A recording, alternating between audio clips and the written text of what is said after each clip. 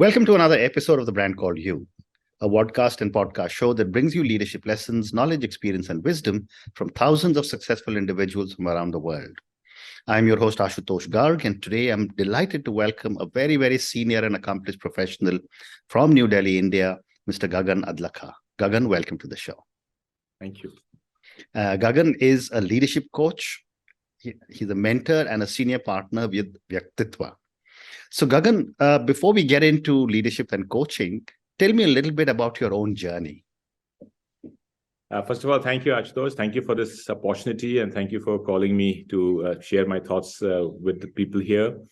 I am basically from the services background. So my education started by hopping around the countryside every 2-3 years because of my father's transfers. Amazing learning and education. Well, that makes two of us. So excellent. We're both in the category of what were referred to as army brats.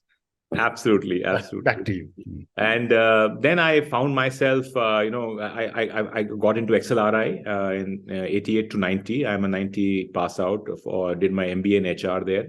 So I've been around this place for about 33 years working in this space. The first 15 years was in the corporate sector, where I did multiple roles in HR for the first 10 years. I joined the IT industry because it was the boom those days. I did multiple roles I did in 10 years of HR and had a really great time. Then when I was, my next role was, maybe going to be the head of HR. And I said, yeah, at age 35, you've become the head of HR. Phir aage kya karunga? So then I requested for a business role and they were kind enough to provide me with a business role. So I ran businesses, launched businesses, etc. Worked in the business area for about 5 years. And then I moved to consulting. I'm a partner here at Vyaktitva. We are a boutique consulting firm. It was started by my partner and friend, Arjun Shekhar. He and I both were at XLRI together. He had started the company in 97. I joined him in 2004. And I've been around wonderful. Since then here as a consultant and a coach mentor. Fantastic. So, as a leadership coach, let me start by asking you, what is the work you do with leaders? Yeah, so in the consulting space, worked a lot with organizations, did a lot of leadership development work, and finally, figured out that there is a deeper level of change and help that we can provide to leaders, especially when people grow into a certain level of senior leadership. Where it is not about their skills any longer. Of course, they need to keep up with their skills and the latest in their areas of domain and function, but it's more about them. It's more about the leadership skills. It's more about being a leader to the organization and not just the function or the or the role that they're in. And that's where we figured out it's so much to do with the individual, and that's why coaching became the best way to address that. And also, of course, it also mattered that coaching started becoming more acceptable, let's say about a decade ago. Now, it's all over the place, but till decade ago, people used to see coaching as, something which was remedial. Something was wrong with you, so you're given a coach, Correct.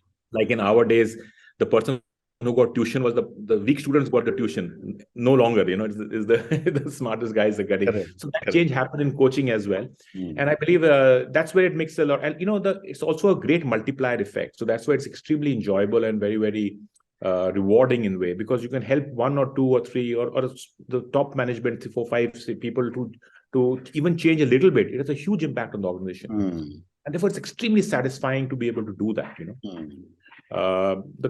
So anything else? No. And my next question was that how does a leader, and I'll come to separate questions on coaching, but how does a leader continue to grow as a leader? Yeah, I think that's an extremely important thing for everyone, all of us to remember. And you are a prime example of that yourself. Saying that, life is so long, there's so much to do and so much to learn and so much to contribute, Correct. If one starts resting on one's laurels or feats or, it's very arrogant, there's so much to learn, so much to do. And one must always realize that one is, on a learning curve in hundreds of things that you can possibly do. And especially in today's world where things are changing so fast and so rapidly. So I think the universe outside is so dynamic and changing that you need to constantly keep up with it. But I think it's also important for leaders to know about themselves. As I was mentioning, after a certain level, it's so much to do about themselves and the internal, how they're thinking, how they make decisions, and what are their fears, so that the universe outside or the context outside and the universe and the context inside both need working, and both are immensely large and huge. And I don't think we can ever stop learning. So I think the thing that I keep telling everybody, and we at Vyaktitva talk about, is that you got to be a learner for life. And if you're doing that, then. And also what happens is, we go through different curves, and we have heard that good old phrase that what got you here is not going to take you where you want to be. Correct. So every new curve of life is going to demand a different you. A different you can only happen if you're ready to shed a few things and adopt a few things and change a few things, And if you don't do that, you stagnate. And you know what happens when people stagnate? You die. Well said. And then the other thing that I've been hearing a lot about these days is mindfulness. And my question to you is, why is mindfulness so strongly recommended for leaders today? Okay. So that I'll take a little while to explain how I look at it. This is a huge area, and there are some really great people working on it, but I'm happy to share my perspective. There's lots more. I believe it's important to first understand the context that we are living in and the context that the leaders are operating in these days. Okay. One of the biggest things that is becoming an issue is that we are in the attention economy. And some people are saying, been saying it for over a decade now, that we're in an attention economy where apps and OTT channels and video channels and everything is trying to get everybody's attention. They're trying to draw attention, and that attention is harnessed. That attention is then monetized and becomes their business. Correct. So they are selling our, all the social media stuff. Why is it free? Because our attention is the fee that we are giving them, and that is what they sell. Okay, we all know that. It's enough on the net if anybody wants to go and check it out. Yeah. So it's becoming more and more difficult to be attentive, to give your attention to something. Correct. What that does is, that reduces the productivity of people immensely. Because enough research is there that every time you switch from one task to another, there is an attention residue which reduces your productivity by up to 70%. So if I'm talking to you, on something, and I suddenly see my WhatsApp and then come back to you and then check my mail and then come back to you, every transition, I'm losing about 60 to 70% of productivity. Correct. Therefore, we see these days, everybody is so stressed. Everybody's calendars are full. Everybody's to-do lists are long. But the productivity has not gone up in the same way. If you've noticed, especially, people like us who've been around for a while, for a few decades, people are working harder, maybe working longer hours, but I don't think the productivity has gone up in the same proportion because of this. It may have gone up in proportion based on some other factors like technology, etc. But just extra hours is not necessarily giving more productivity. And I think that is because of this switch that's happening. Also, because of this switch, what happens is that your mental health gets affected. Because you're always behind, you're always switching, you always, feel that you're not done enough. So therefore, burnouts are happening here tremendously. The hustle culture is also here. Everything is happening now. Everybody's wants your attention. So the hustle is happening all the time, and you're constantly bombarded for time and attention. You're not able to manage everything, and therefore that leads to a lot of anxiety issues that we're seeing these days. A lot of mental health issues, depression, burnouts, etc. People wanting sabbaticals in the middle of their 30s and 40s. And I don't blame them. So that's another problem that happens. The third thing that happens is that I believe the quality of decisions goes down. Because the hustle is happening, everything is wanted now. So the quality of decisions that a leader starts making, the quality goes down. Okay. And decisions are because don't have enough time to research it or think on it or chew on it or get enough people to, give them inputs on. Therefore, the decision making becomes suboptimal. And we know suboptimal decisions lead to more problems. Correct. And it's the karma. You do a wrong thing, it'll come back to you and bite you. So I think the quality of decision also is becoming a big problem. And decisions, is I believe the most critical thing that we do. Because decisions is what makes an organization move ahead. Decisions is what makes individuals also move ahead. Every day in the organization, hundreds of decisions are made. Which markets to go, what pricing to do, what products, what kind of value add, who to hire, what salary, what rewards, what partnerships, etc. Hundreds of decisions are made. And wherever the organization is today is nothing but consequences of the decisions made earlier. Correct. Where it will go tomorrow will be based on decisions that start getting made today. So therefore, if the quality of decisions is suboptimal, it's very difficult to try and get the organization to its aspirational goals and its vision and purpose that it exists for. It just becomes more difficult. And also what happens is, because of this hustle culture that's happening, a lot of urgent work happens and the important gets left behind. Okay, because ideas to tick mark, and 10 tick marks of small things is easier to do than one tick mark on the big thing at times. Correct. Well and said. that unfortunately happens that most important things get left behind. Strategy discussions are not happening enough, in an organization for that matter. Developing talent, hiring talent is like something that everybody's after. But hey, what are you doing with the talent? How much time, energy, and you're spending time? Not everybody's doing enough of it. They believe just because I've hired a talent, work should happen. Okay, that important thing is not happening. Personal life, health, for example. A lot of people are not spending enough time on their well-being because it's important but not urgent. Yeah. So like that, these are just two examples. So all the importance. So all these things are actually happening because the context. Nobody's at fault. The context is like that. Technology has made it even worse, because it invades every part of our lives. It's got its positives, but it's got its negatives as well. Well said. All this can be managed a little better if one is more mindful. And mindfulness, in my opinion, in my definition, is nothing except making conscious decisions and not being compulsive. Well said. Okay. Unfortunately, because we are so patterned as human beings, as a species, all species are patterned, so are we. And because of the hustle culture, we just respond from patterns. We just respond from patterns all the time. And mindfulness is an antidote or a tod for that. I believe so. Very interesting. It can help you in all these areas. Very, very interesting. Wonderful. Thank you for a great response, Gagan. So, Gagan, I'm now going to move to coaching. Right. And let me start by asking you, I'm 10 years older than you because I did my MBA in 1979. I assume I'm 10 years, if not more.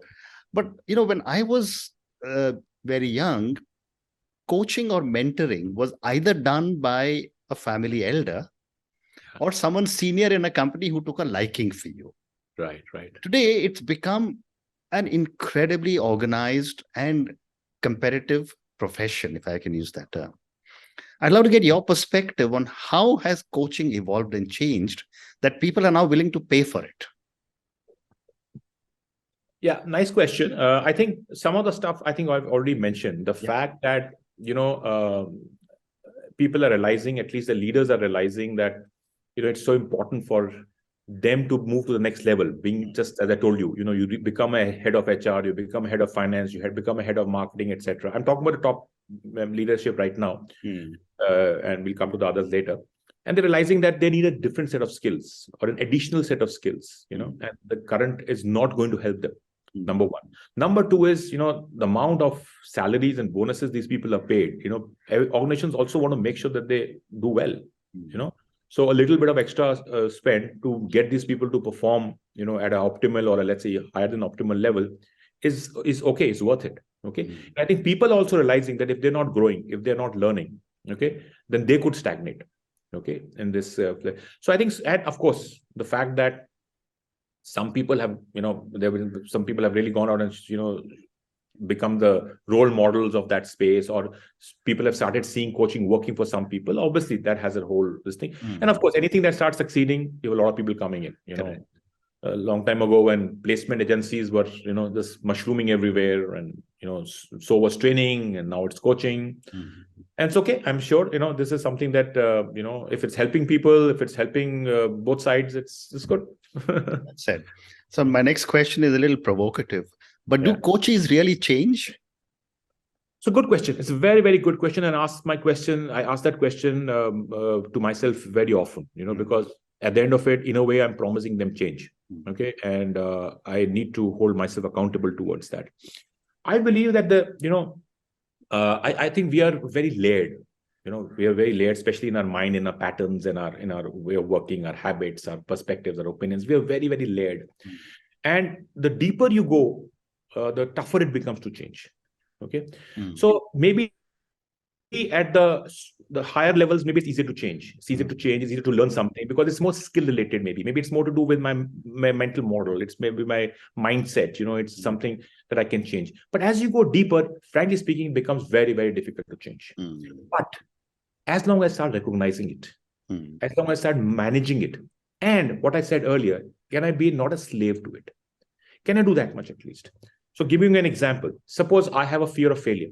That's so deep down to me. It's really visceral for me. I may never be able to change that. But can I manage that? Yes, a little better. Can I not be a slave to that? Can I at least consciously use that when I want to and consciously realize that, hey, it's coming up as a compulsion and I need to be mindful of it and take care of it? I'll do far better. So my behaviors will change, my choices will change, my therefore ability to manage my environment and my people and whatever I want to do will become better. Very interesting. My next question is that as a coach, what are some of the common challenges you address when it comes to leaders? We know that we've heard this so many times that IQ can only take you to so much, and after that it is EQ. And EQ is of course a specific term and a specific definition to it. But yeah, I mean, a lot of us starting our careers, and you and I have done MBAs, is our intellect, our ability to manage that function or that space or that domain is so good that it takes us further. And as I'm coming back to what I said earlier, it's the next step that people have a lot of difficulty in. I coach a lot of CXOs, and one of the most fundamental issues that I end up addressing them is, boss, you're not just a functional head, you're not just a CFO, you're not just an HR head, you're not just a marketing head, or not a CEO, you are a leader, and trying to help them define that, understand that, and wear the corporate hat. The dynamics at that level, are crazy. How to manage that dynamics is a completely different ballgame. Okay, and that's what I end up doing. That's why when I work, I like to work with the whole CXO team together, so that I'm working with them individually and collectively, because that dynamics is very critical. And that if that dynamics works well, it can do wonders for the company. But if dynamic doesn't do well, so it's not just your functional skills, so those are the two big areas that I constantly am working, And some people also have patterns which help them succeed and come up to here. Let's say aggression, let's say, the intellect-led kind of stuff, getting them to drop it. Yes, it worked for you now, but it's no longer going to work. Okay, it's like a cricket thing, like the Australians, the bouncy wickets, you can play the bouncy wickets there, but now these are the low bounce wickets. You have to play differently. And you can't use the sweep shot in every... You can't use the sweep shot every time, Okay. So that doesn't happen, So that's where I end up working a lot. I also, agree. what happens is at this level, also what happens is, one starts working with them as an integral human being and not just as a professional. Because the same patterns are actually playing up in different parts of their lives. Amazing. Thank you. My next question to you, and I've asked this from many Indian coaches, most of the models that we are getting are from the West. And yet we know that the first coach in the universe was probably Lord Krishna, right? And the Gita. I want to get your perspective on, does Indic wisdom provide us some coaching inputs too? Oh, that's such a nice question. It is something which I'm really very, very interested in and keen on and learning. There is just lots and lots of stuff there. And you're absolutely right. Right from everybody born here has heard of the Gita and that the coaching session that was there. Maybe the most popular coaching sessions ever. And it is so true. In fact, if you look at our Upanishads, every one of them is a question answer. Correct. Every one of them. And I think the mother lode of all that stuff, one of the biggest ones is Yoga Sutras. The way Patanjali's Yoga Sutras have understood and explained the mind, the working of the mind, is fantastic. I've just dipped my feet or my toes, not even my feet, into that pool of knowledge, and it is outstanding. It is absolutely outstanding. Therefore, anybody interested in that, I would strongly recommend look at the Yoga Sutra. There's some lovely teachers around. I've done some courses, some good books around, but it is rich for any coach. And of course, there's so many others. The Gita itself is fantastic. And if you start understanding how it is being done, how the question answers are working, and I'm telling you, Yoga Sutras is absolutely fantastic. Hmm. Absolutely fantastic. Wonderful. The next question I wanted to ask you, Gagan, is about the young leaders, the millennials and the Gen Z leaders are now getting into positions of authority in companies. And, I'm from the boomers generation. But when I look at it, they bring in a breath of fresh air into whichever organization they're coming into. What, in your view, are some of the areas they need to be coached in? Yeah, interesting question. Yeah, I think not very different from this. I think, firstly, I think it's important for them to clearly realize and become this learner for life that I mentioned. Understand that they're coming with a bunch of skills, a bunch of lots of energy, and a bunch of ideas and stuff like that. But to make that work in an environment or in a context or a system requires them to understand that system, understand themselves, and then be able to work. And I think the self-awareness and the awareness of the system that they exist in are the two fundamental things that they need to learn and constantly keep learning. Because both these are not static. Both these systems are constantly changing. Correct. Okay. Correct. I think that will be the fundamental starting point, and the humbleness to realize that there's lots more to learn. That's it. So time for two more questions. My next question is that, and now this comes to you, Gagan, is what are some of your own unique perspectives based on your incredible success in the corporate world after your business school, etc.? What are some of the unique perspectives you bring to your coaching relationships? My coachees may be able to answer better, but let me give it a shot. I think first of all, I think I am a co-traveler with them. I do not ever assume that I know it all or I know better than them. I have another perspective, and I want to work with them, not the other way around, or not any other way. And I'm a co-traveler, and I'm sometimes able to point them towards things or ask them to see things in different perspective. The second thing is I like to completely immerse myself in their context as much as possible. So if I'm working for some CEO of a real estate company, I want to understand that space, because unless I understand that person's context enough, I don't think I'll be able to make big. I don't need to be an expert in that area, but I need to appreciate it to a good extent. And the thirdly is what you just mentioned, the last question, that I'm trying to get a lot of Indic knowledge into this space. Okay. I want to see how, of course, I'm not dissing the Western knowledge. I mean, that's fantastic too in some ways, but there's so much good here as well. So I want to see, and that's my current quest and my current journey is to how I can bring more of that. This I have been working for the last 30 years now. Can I get more of that? And amazing parallels, amazing things, amazing depths that exist there. So I'm trying to get that. And interestingly, that resonates with a lot of people. I thought that some people may think it's a little esoteric and a little different, but actually it resonates with a lot of people, because it's so scientific. Yoga is a science, and it's so beautiful. So I'm trying to get that into the space. And lastly, it's not the third one, it's the fourth one, is that I'm a learner with them. So I'm always going into the space thinking that I'm going to learn.